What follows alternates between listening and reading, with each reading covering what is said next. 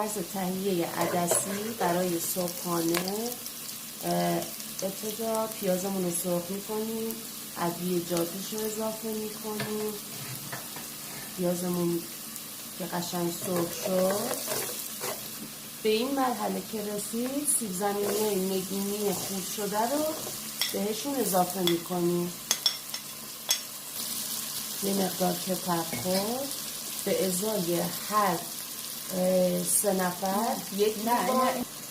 به این مرحله که رسید یک قاشق ربش اضافه میکنیم.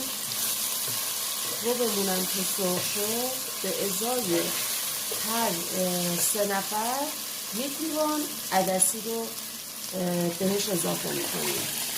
میره که آماده بشه.